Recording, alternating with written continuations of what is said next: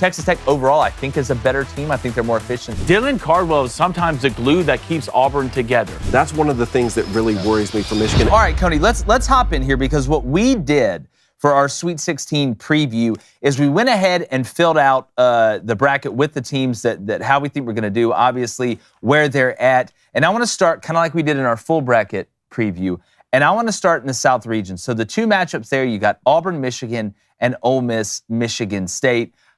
I would ask you which one you think is the most intriguing matchup, but that would be a waste of time on here. So let's start with the Auburn and Michigan. Just your opening thoughts after watching this team all year, watch Auburn, watch what they've done in the tournament. How are you feeling? Yeah, well, first off, congratulations to Michigan. I do think they're playing with a little bit more house money in this scenario. Not that you're never trying to, you're trying as hard as you can to win every single basketball game, and certainly they have their sights set higher than just the Sweet 16. But winning 8 games a year ago, first-year head coach Dusty May, I think they're playing with more house money. I think there can be a little bit more pressure on Auburn. We talked about that in a preview that we're going to release tomorrow, in-depth preview. Check that out. Again, Michigan, let's limit turnovers, make free throws, and I need at least one of the 2 7-footers who we have to be under the basket at all times. I want that to be Golden more than Wolf. But again, I think that those are some of the keys to victory. And how can you contain, Janai Broome, who might be the player of the year, and everything that Auburn can throw at you? Yeah, no, it's a very intriguing matchup. I was shocked that Michigan beat A&M. I really thought A&M was going to win that game, and Michigan out-rebounding them, even though I know A&M's not a amazing defensive rebounding team. They lead the country in offensive rebounding. They just play their guts out for Buds Williams when it comes to attack and rebounds.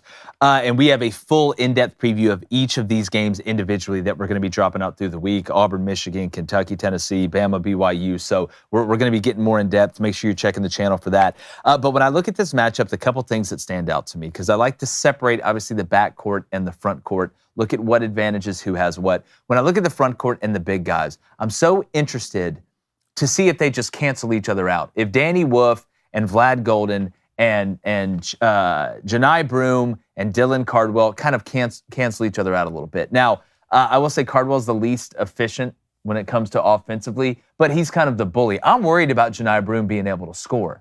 But Janai Broome doesn't have to score a ton to affect the game. I would rather him, listen, if the shot's not falling, you can't shoot 4 threes in the first half.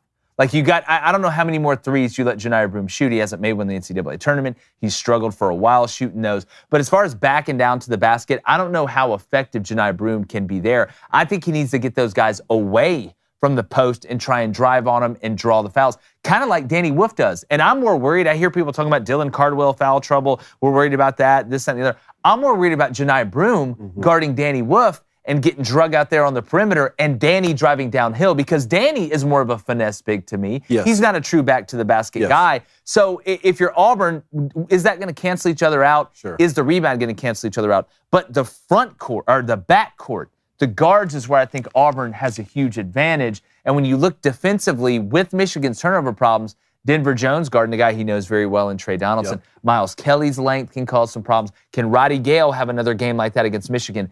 If Auburn's guards can be as disruptive as what they normally are, because Blaine, I want to throw this over to you. The energy and intensity level defensively against Creighton, that's what it's supposed to look like. That's what got Auburn the #1 overall seed. It's not scoring the points. All that's great. They're incredibly efficient, but it is locking people's ass up on defense and playing with maniacal effort. Maniacal effort. The offensive stuff is great, and we can play these clips into Todd Pettiford cooking these cats, but at the end of the day, defense is what's going to win games for Auburn. Well, that's what got Auburn to where they are. Janai Broome's great. We all know that. But their defense, especially the perimeter defense, right? That's what got Auburn the #1 overall seed. And you saw that kind of fall off late in the season in the SEC tournament. But I think you saw that pick back up against Creighton. Even in the first half. Even in the first half. Creighton, if you watch that game, Creighton hit 9 threes in the first half. And most of them were contested threes. Sometimes you're just going to play a team that's hot. And at the end of the day, what did Auburn not let it do? They didn't let it bury them, right? You weren't down 12 walking the half. You weren't down 15. You were down 2. And they shot 70% from 3. So if anything, in Creighton, in the back of your mind, you're like, damn, we gave them our biggest punch, and we're only down 2. But I worry about in this Michigan game, one, I think Trey Donaldson is playing phenomenal right now. He is. They have their big shot guy. But he can't go out there and try and force it. No, you can't press. Obviously, you can't press. You can't do that. I don't think Trey will. But I like the matchups. I think a guy who doesn't get talked enough when it comes to Auburn is Dylan Cardwell. Dylan Cardwell is sometimes the glue that keeps Auburn together from an effort standpoint, from a hustle standpoint, from a rebounding standpoint, and from a defensive standpoint. Who do you put Dylan out on Danny Wolf in the perimeter? I would. Do you think Dylan can stand in front of him? Because I think Golden will bully Janai Broome in the post. That's what worries. Will bully him. And it depends how they call the game. Yeah, that's where the foul. If we go off the consistency of how it's being called, I think they've let them play a little bit more. I think if you're Michigan, you want to let them play. You want them to let you. And Auburn wants pace. Yeah. Like you can say what you want about Auburn, they want to get up and down the court. Talking about how suffocating Auburn can be on the backcourt and Michigan's tendency to already turn the basketball over. I mean, that's part of their identity. That's one of the things that really worries me for Michigan. LJ Cason's another guy. I know he's a true freshman. It's almost like Michigan needs him to be his future self this weekend because, man, he's really talented. And there's some hate in this game now. Maybe hate's a strong word, but there's some past here. Yeah. Trey Donaldson obviously transferred from Auburn, and Danny Wolf was part of Yale when they beat Auburn in the first. I've got Auburn advancing in this game. The spread's 7.5. Right now it was 9.5 and got bet down. And I'm even seeing 8.5 here. It keeps bouncing right now. Yeah, it keeps bouncing back. Money line plus 320 for Michigan. Not a bad. That's not bad value there. You riding with Michigan? Oh yeah, let's take the boys. And probably going to be live streaming this, boys. Yeah, we're going to have to live stream this one. Taking? I mean, I have Auburn win the national championship. That's true. So all right, I guess I'm taking Auburn. Let's move on to the second matchup quickly. Ole Miss, one of the greatest stories of the tournament so far, going to play Michigan State, who just survived New Mexico. Had to go on a run late to take the lead. Then they kind of run and hid from New Mexico. When I look at this matchup, Ole Miss had 5 guys scoring double digits in the game against Iowa State. They beat Iowa State to death. I think if you put Gilbert out there with them, they still win that game the way that Ole Miss played. And if Morrell's cooking, because I know Padula's going to cook. I know Breakfield's going to do his thing coming off the bench. But if Morrell's out there making those shots, right, and Murray and a couple of those other guys are just able to help, and Dia is doing what he did, they're really hard to stop. But it's the rebounding cone and the ability of Michigan State to extend you on the perimeter defensively that right now I give Michigan State the edge. But you want to talk about house money. Chris Beard's got a house that's made of money right now with what he's doing. And I took a flyer on him, had a lot of faith. I have him moving on to the Elite Eight. I'm going to stick with that here. And the way they beat up on North Carolina, I think, kind of sent a message to people, too. In the first round matchup there. This line right now, Michigan State, though, minus 2.5. And look, Michigan State, Big Ten tournament champs in a conference that, started 10-0 in the tournament? Obviously, Tom Izzo has been doing this at the highest level for a long time. I'm really excited for this one. I think the line is interesting, minus 2.5 right now. The over-under on the point total is 143.5. I'm going to stick with Ole Miss because that's what I have in my original bracket. In fact, the only pick that I missed in the entire South region was Louisville and Creighton. You got Ole Miss going to Elite Eight?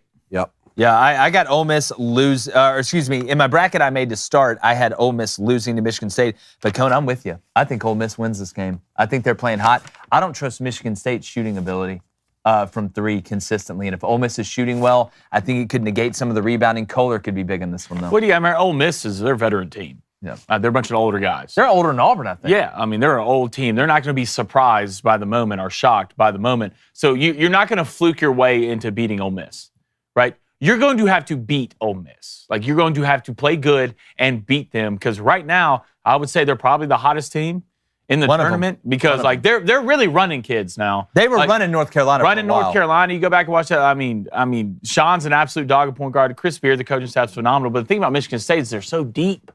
They're like Auburn. They're so deep. They play 10 guys, right? And, if you really look at the keys, if you want to get to the keys of it, if you're Ole Miss, you got to run them. You want to talk about sweet. You want to talk about delicious, but you also want to talk about meat you can trust. Well, that's our friends over at Good Ranchers. Now, we've been eating Good Ranchers for years. The product's fantastic. It's sourced from American farms, which means American families get to keep the profits, and they do a fantastic job keeping it in-house. And you don't got to question whether your meat was sent over from some continent that you've never heard about or a place you've never gone. And when you sign up, you'll also get, and this is a real thing now, when you sign up with Good Ranchers, you'll get free bacon, ground beef, seed oil-free chicken nuggets, or wild-caught salmon in every order for a year, plus $40 off. But you've got to use code BOOSTER. All right, I want to read that one more time. Go back up, because sometimes people don't think people believe me. When you sign up with GoodRanchers.com and use code BOOSTER, you get free bacon, ground beef, seed oil-free chicken nuggets, or wild-caught salmon in every order for a year, plus $40 off. So again, unless you enjoy mystery meat roulette, Visit GoodRanchers.com today. Use that code BOOSTER to get that free meat for a year and $40 off your first order. Good Ranchers, American meat delivered. All right, let's move on here quickly, guys. Florida's playing Maryland. David, what shot do you give Maryland against a Florida team that kind of had their life flash before their eyes? Well, both these teams. Both these teams. Maryland, I mean, look, literally. Florida was my horse before the tournament. I have them winning it all. I think UConn gave them all they could handle for 37 and a half minutes. Clayton just put the team on his back, even taking some ill-advised shots, just saying, hey, I've got to be the All-American that I am and really will this team to a victory. I think Condon's got to be more physical down low. I mean, I don't know if that's something you can change in the middle of a tournament. It's just one of the things that I started to notice as you face these bigs as the tournament moves on. But then, you can't talk about Maryland without talking about Derek Queen. And the whole world's talking about him right now because of the game-winning shot that he hit. But even before that, NBA player. No, he's really about it. And the question for Maryland, to me, it's pretty simple. Can you rebound with him? If you can rebound with Florida, which means you're limiting their second chance points, then you're going to give yourself a shot. You may lose because they can shoot the lights out with Richard and Clayton and them, and there may not be a rebound for you to get for most of the game, and we've seen that happen multiple times. But if you give Florida and Houck and these guys that crash the board and Chinelu and these guys second chances, they don't have to shoot well to beat you, and they can beat you really, really badly because Florida's like Noah's Ark. They've got two of everything. Blaine, you got minus 6.5 right now. Which I thought was low. Which I thought was low at 6.5. I got Florida advancing. Yeah, I got Florida advancing. I think this might be one of the most lopsided games we've seen. It would not shock me. I like Miguel and Gillespie. They got some guards that can do it, but Florida, I don't expect Florida to play. I don't know how you beat them. It's tough. But this next one, speaking about shockers and speaking about arcs, Arkansas, Sweet 16, John Calipari. If you'd have told me that when they started out 0-5 in the SEC that they would end up in the Sweet 16, I'd have probably called Pam Bondi. I really would have, because I'd have been worried about you. But, guys, I like their matchup with Texas Tech. Now, Texas Tech overall, I think, is a better team. I think they're more efficient, on the offensive side of the ball. But if you're Arkansas right now, with the way that you're playing, Adu's coming on, Boogie Flan came back in and didn't ruin the rotations. Guys, I got Texas Tech barely winning this one. I would not be shocked if it went to overtime. This was the only Sweet 16 matchup that I whiffed on both picks. I had St. John's taking on Mizzou. The sheer pace of the St. John's-Arkansas matchup it was something to really watch. I want to ask you guys about Boogie Fland and what you see his role being, now that he's come back and he added to the rotation like you said. I want to know what you think about him moving forward. I'm going to stick with Arkansas to just keep this train rolling because I'm in one of these survivor pools where you get a certain amount of points as you move on per round. So I'm going to ride with the Hogs in this one, man. Look, I love it. It wouldn't surprise me. I just think Texas Tech is a better team. I really do. Overall, I just think they're better. I think Arkansas is a great story, and if you're Calipari right now, you're playing with house money.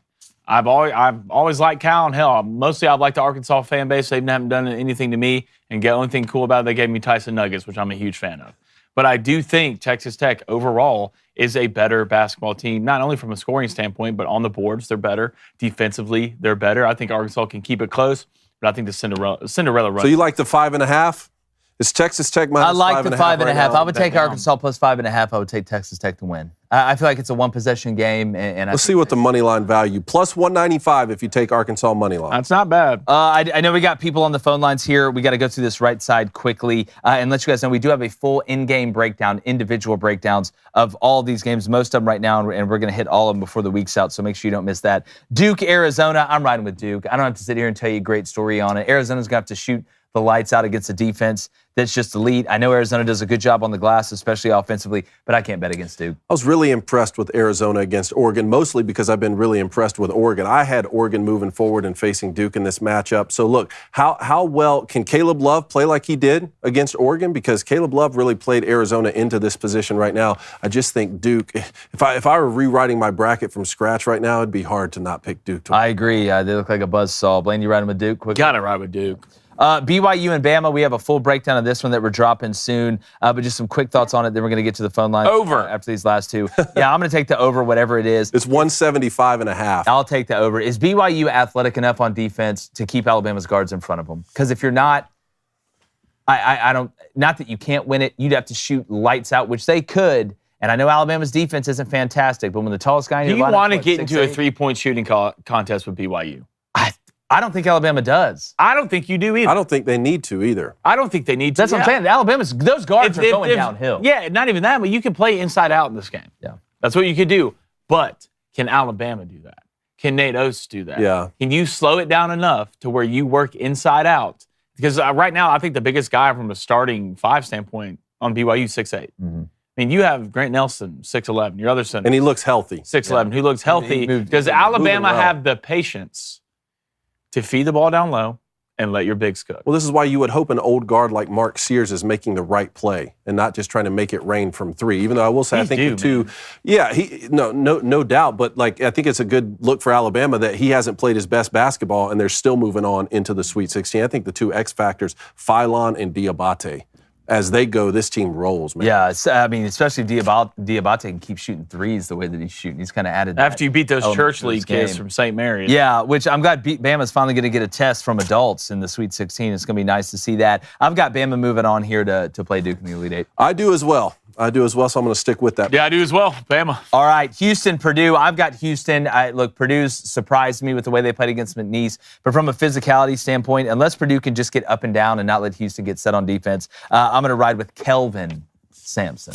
Yeah, I didn't have Purdue making it this far. I had Houston and Clemson in the Sweet 16, and I have Houston moving on to the Elite Eight to face Tennessee. But you know what? I'm going to switch my pick. Kevin Sampson wants to make a big deal about the way Gonzaga is pronounced. I'm going to ride with Purdue. Let's keep it in the Big Ten. Matt the Painter. We'll see. You riding with Houston? Yeah, I'm riding with Houston, but I mean, this doesn't mean I feel better about what Kevin did. Yeah. All right, Minus I'm surprised. I'm on the surprised Gonzaga is not in here. Yeah, I know. Gonzaga. Kentucky and Tennessee, they meet for the third time. We have a full in-depth breakdown on this one I think you're going to love. I just wonder, first time Tennessee played him, he shot 45 threes, made 11 of them. Second time they played him, I had him 14 for 63 overall against Kentucky, shooting threes at 22%. Yeah. I like Tennessee in this game. Marcus Williams grabbed 15 boards the first one, only 3 the second one. Kentucky won both of them. I get it. Kentucky fans should be confident. I just don't see them beating Tennessee 3 times. And I think Jordan Gainey's scoring ability has gotten the lulls out for Tennessee on offense that cost them in the past. I like Tennessee to move on here. I really love the way Tennessee's playing. And keep in mind, in those 2 losses where Tennessee averaged 22% from 3, Kentucky shot what? They shot 50% in both games. But I am going to have Tennessee moving forward to the Elite Eight as well to take on what I had was Houston, but now I'm going to switch to Purdue. Oh, I love it. I love it. Blaine, you taking Tennessee? I am. I'm taking Tennessee, but close. Close.